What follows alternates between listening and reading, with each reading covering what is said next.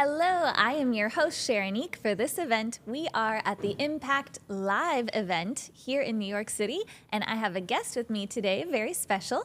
We are talking to Stuart. Hello. Hi, How are you today? I'm doing great. How are you? I'm good, thank you. So please introduce yourself and tell the audience a little bit about what it is that you do.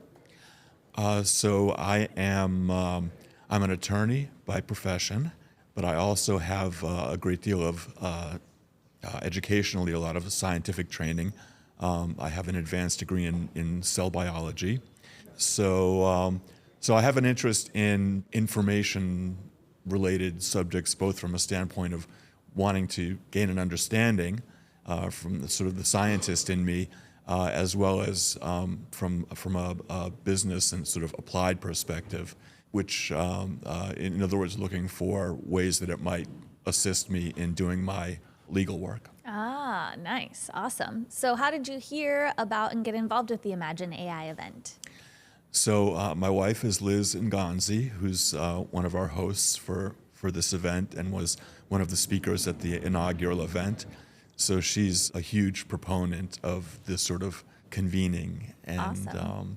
so she's really helped a lot to get me interested in the whole subject area.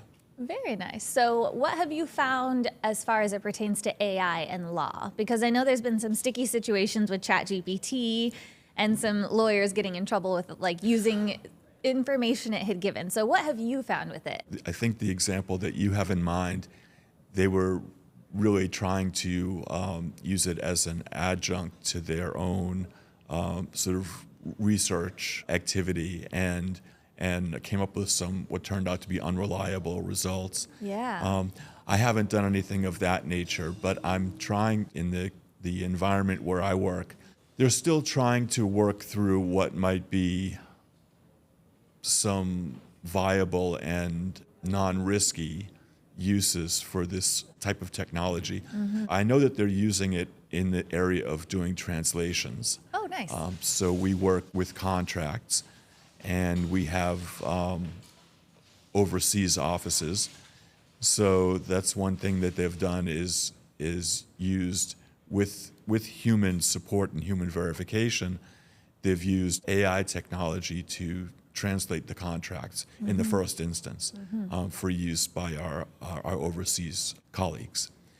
But I think there's a lot more that can be done with it, and that I'm sure people are working on, even as we speak, and it's something that I would like to make a contribution to. Yeah. In my work environment is to try to come up with ideas for how we might integrate this sort of technology. So I work in an industry that's sort of notoriously, well, by reputation is somewhat conservative in their wanting to reach out and implement new technologies, has a great deal of potential. Yeah. So I'd like to be able to come away with some ideas that I can bring with me Nice. back to the office.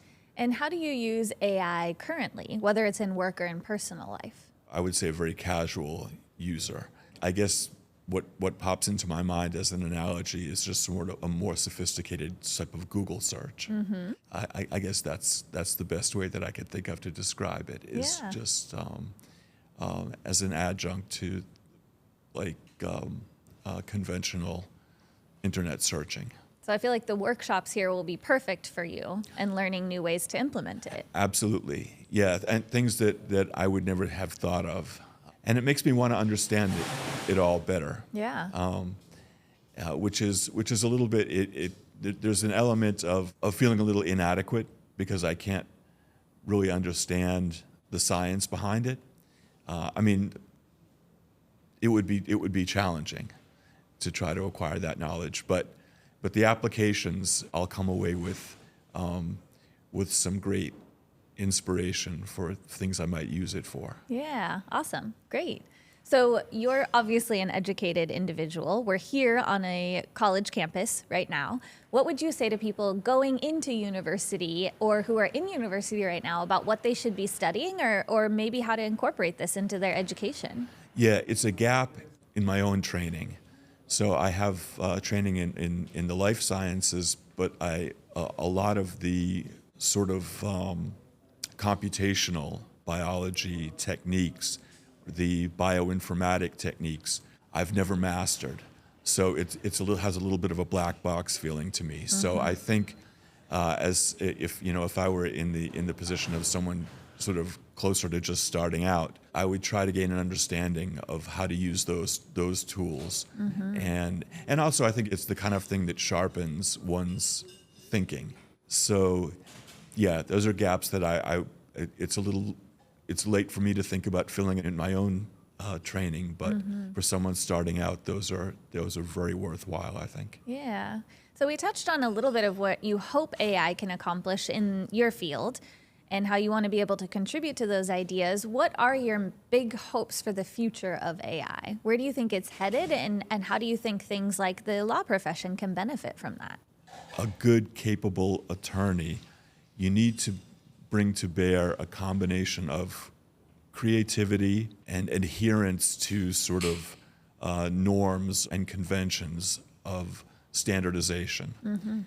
And particularly in the sort of the area that I work in, which involves contracts of a particular specialized kind, you need to be able to adhere to, I don't necessarily want to use the word formulas, because it sounds like it's something that could be completely relegated to a machine-like approach.